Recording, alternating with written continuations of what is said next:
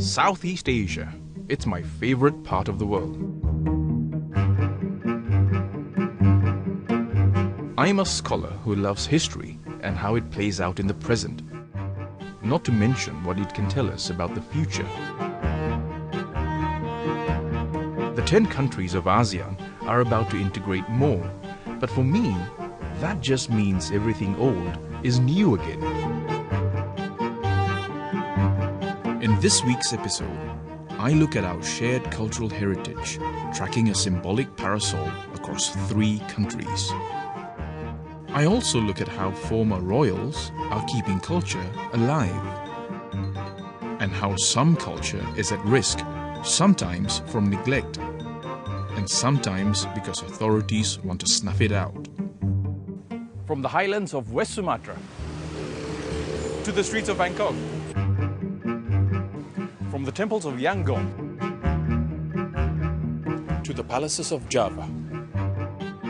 This is my Southeast Asia.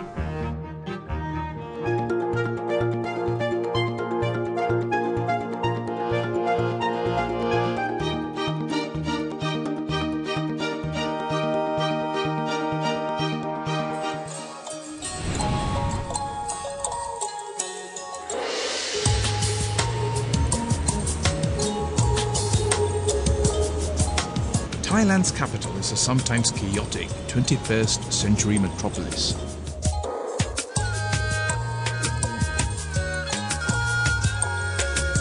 But it also has many reminders of the past, a past that's shared with other Southeast Asian nations.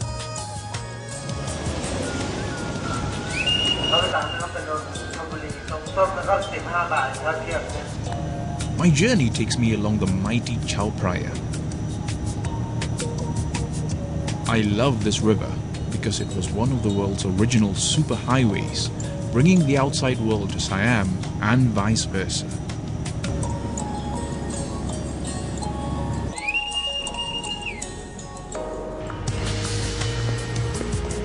Today I'm in search of a giant Buddha statue that I've been told has a golden parasol on top. I'm intrigued by the symbolism of these umbrellas and how they appear across Southeast Asia, oblivious to borders. And here it is, the Luang Por To Buddha, standing 32 meters tall. The flowing robes suggest Buddha as a calmer of the seas. And for hundreds of years, the first Buddhists who came to Southeast Asia would worship this particular avatar of Buddha for protection, so that their journeys to Southeast Asia and back to India would be safe. The parasol usually embodies protection. It emerged from royal and religious traditions and has numerous interpretations. You'll notice in the parasol, it peaks at the top like a mountain. So the parasol does not simply protect society, but it also tells you what to aspire for, what to be, that one can ascend, one can be a better human being. While this particular parasol can be seen as protecting travelers, I want to see what it can mean elsewhere and to prove that it doesn't belong to just one country. For that, I decide to head west.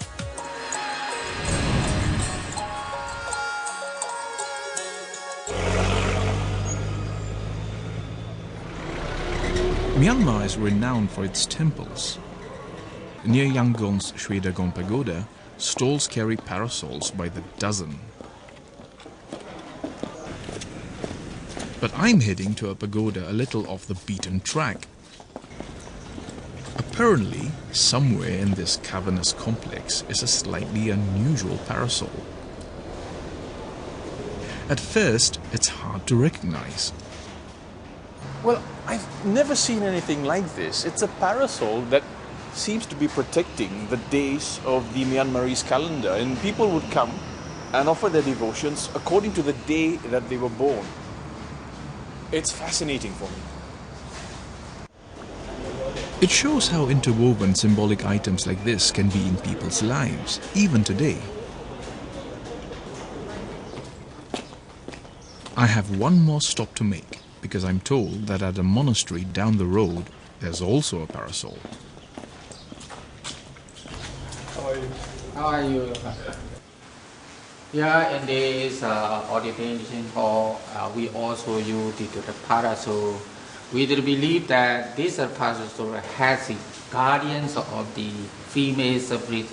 This female spirit, she would protect the whole monastery, and also they would give the protection for the Buddha teaching to exist for the long time. But of course, you have the parasol here in a monastery, for example. People have parasols still at home as a symbol inside the house. Yeah, they also to use this parasol in their home, in their house. After saying my goodbyes, I decide to buy a local trinket. Ah, that's the one I want. I'm planning a trip to Indonesia and I want to compare it with the Javanese parasol. Thank you.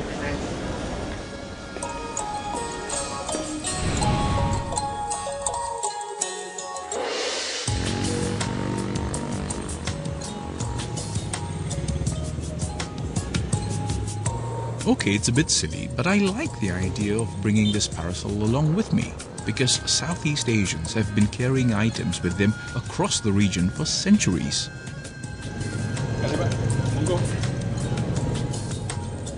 I'm looking for the museum curator at the local kraton or palace.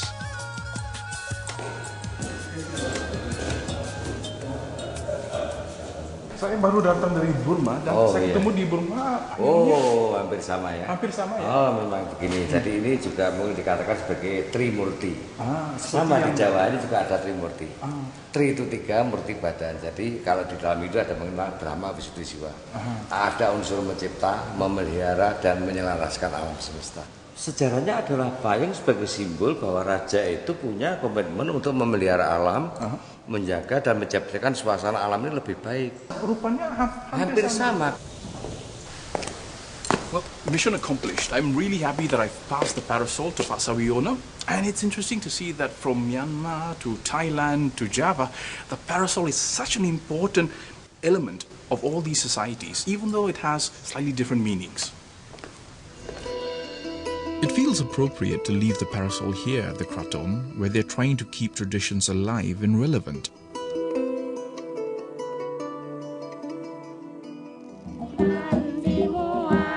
Coming up, another royal home doing its bit for culture, this time in Sumatra. And later, defying the authorities to perform wayang kulit. Culture is a very difficult thing to kill, whatever policy chooses to say.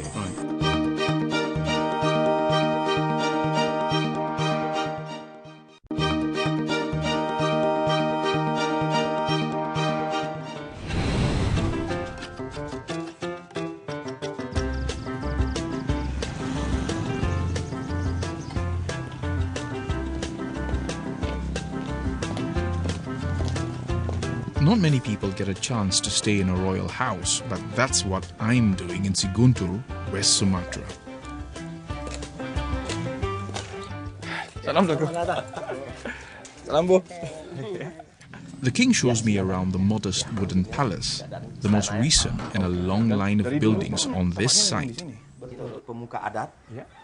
There are different levels for different parts of society, from royalty to common folk. Dan ini adalah untuk tempat raja. Tempat raja. Ya. Tapi juga untuk kalau hari-hari pernikahan dan itu buat raja sehari ya. Iya. Silakan kita persilakan untuk raja sehari di sana. Kita izinkan. Ya. Itu menarik karena kan budaya ini kita lihat di seluruh rantau Asia Tenggara. Betul. Kalau di Malaysia, kalau di Jawa, kalau di Thailand pun gitu. Mereka yang menikah hari pernikahan itu hari mereka menjadi raja sehari. Betul. Tapi satu hari aja. Nggak boleh lebih. Nggak boleh lebih. Ya, betul. Raja menghadap ke sini. The king works for the local government, but has a certain amount of autonomy. Locals come here not just for ceremonies, but to resolve disputes. And they come to learn their culture. Like a vision from the past, young dancers arrive for a lesson with the king's sister. Ampun, saya tuan. Ampun,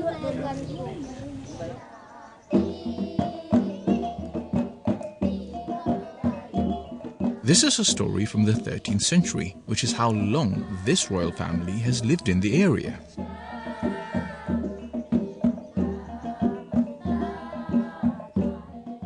It's about a king who forgives a farmer for killing his son.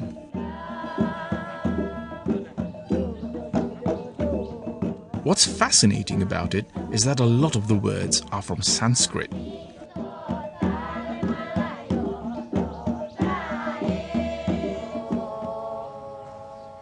Well, it was an amazing dance performance, but in a language that I don't think half of them understood. And I certainly didn't understand any of it, but it was wonderful to watch anyway. Disitulah kami berusaha untuk selalu melestarikan tari ini, karena tari ini satu-satunya di Indonesia yang masih ada bahasa pengaruh Hindu-Budanya. Ya, sama-sama. Ya, sama-sama. It's a powerful reminder of the multi-religious past that we share and which can also be seen elsewhere.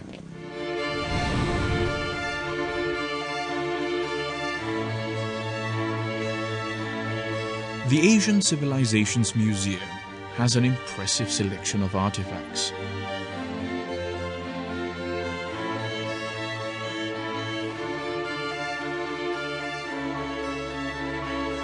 One of the galleries displays Kris daggers from all across Southeast Asia. The collection has a personal significance for me. One of the curators is my friend David Henkel, a former soldier who is now a Kris expert. And some of the pieces are by our close friend Nick Rashidin. He was probably Malaysia's best wood carver, but sadly died of cancer 10 years ago. Well, it's really nice to see that Nick Din is here, you know, with all these other great Krises, because he really was the best of his time, you know. And, absolutely. Yeah, well, we wanted to show that there's a continuity between the past and the present, and that Nick and some of his contemporaries were as capable of carving as the people of the past were. Nick was like a brother to me, and I want to see if his legacy is intact. So, I invite David on an expedition. So how's your Kelantanese? Boleh lah, kece.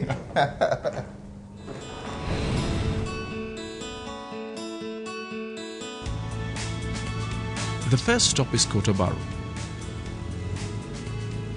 This is where Nick's brother still lives.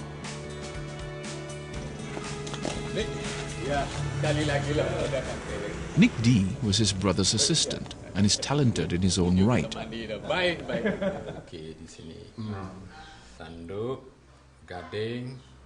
David is collecting a sheath Nick D has made. Nah, masuk molek dah. Ini asal daripada budaya yang sama dengan yang ni.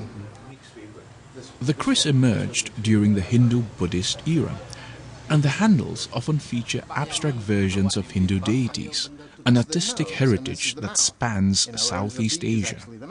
All of this sort of shows that this is actually a representation of Garuda. And there we see Nick Din's pieces embraced this cosmopolitan past, and he ignored conservative religious critics. He was so deeply committed to keeping this history alive. In the same way that he defended his faith as a Muslim, he also defended his history as a Southeast Asian. He was profoundly committed to both these things. And if you don't understand the history, then these just get reduced to very simplified objects. And so they become devalued as a result. The time-consuming art has fewer true practitioners now, and even Nick D doesn't carve much anymore. Nobody to share the knowledge. Before, when I work, I bring to show my brother, oh, maybe your motif is not suitable. Like that. When I make everything, nobody to condemn me about this. Rings designed by Nick Din will keep us connected until we meet again. Ni macam cincin Lord of the Ring kita. Ni pasport untuk orang yang memang fanatik kayu dan budaya ukir. Next, we head out of town to visit Nick Din's widow.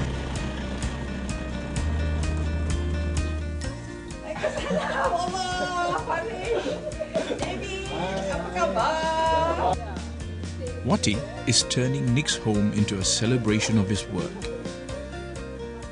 Well, you've got the houses together here. They look pretty good. They've come together very nicely. Yeah, I think the house is very important to my late husband. I think this is his biggest artifacts. You can see the collection. Wood, carvings, Malay culture, all falls into place. I think this is a good landmark for the particular area. For me, it reminds me of how important environment was for Nick. He was a total artist in that sense. He couldn't work unless the environment actually helped him work. Exactly.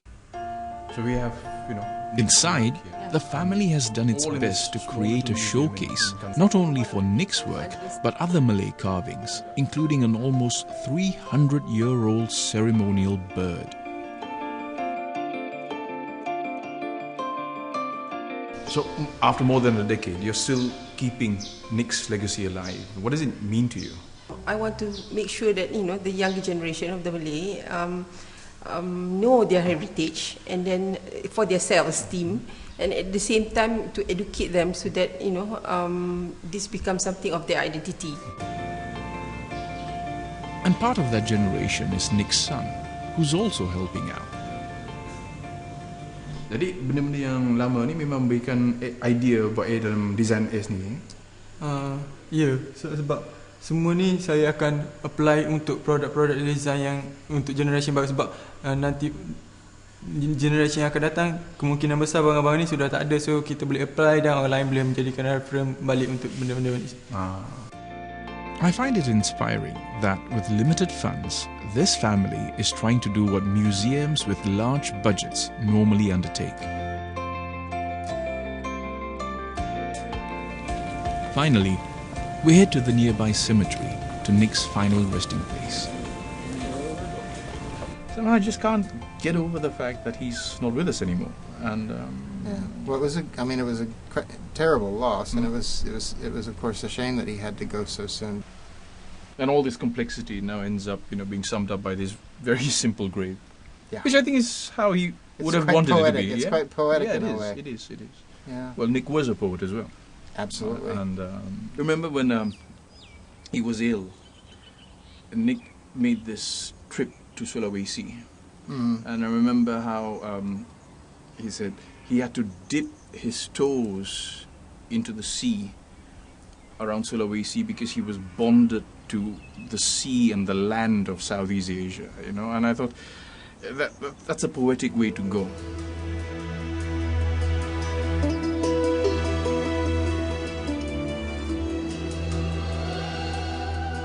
We are all mortal, but the work that we do lives on.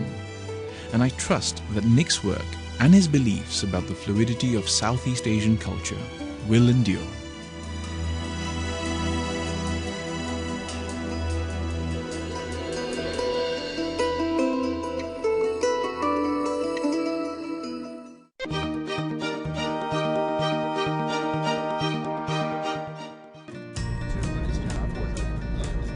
I'm heading to a remote village in Kelantan, Malaysia, with my friend David to watch wayang kulit. The weather does not look promising. Luckily, the rain eases and we make it. Hey, welcome. Ya bang Mas. Bang, kenapa? Baik. Oh, duduk kerja ni lah. Edin Koor is a former journalist who's trying to keep wayang kulit alive in Kelantan. It was outlawed by the state government in 1990 because it was seen as un-Islamic. But groups like this quietly skirt the ban, enlisting youngsters like 9-year-old Irshad. Jadi yang tu Dewa Panah tu. Dewa Panah. Yang mana yang Irshad suka sekali? Sri Rama. Sri Rama. Kenapa? Yang hero tu. Hero.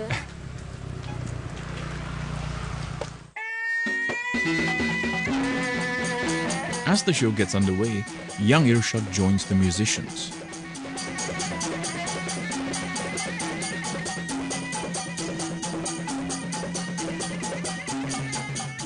The complaint by conservatives is that this art form has Hindu origins and supernatural elements. so performers often tone down these elements. But locals see it as part of their heritage, and they're hungry to watch it, especially in remote areas like this, with little other entertainment.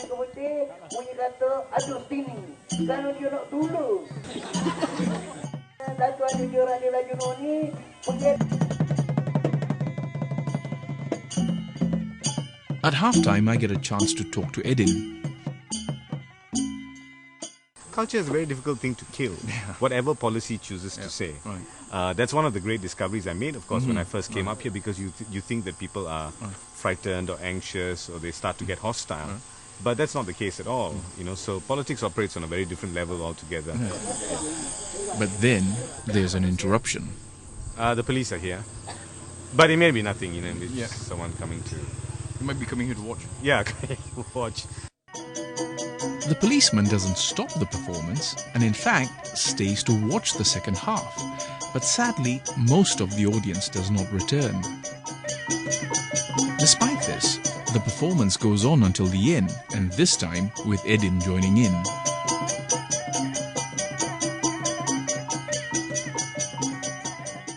When it's over, there's a simple ritual to symbolically break the barrier between performers and audience.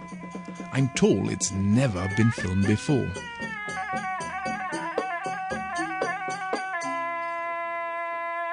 All right. Okay, got it. All right, cool. Well done. First time on film. Good job. Yeah. It's yours for a price. Oh, well, you know. It's yours for a price, you know. The show is over for now, and the puppets are still. But I do hope this art form, part of local and regional history, will keep casting its shadows.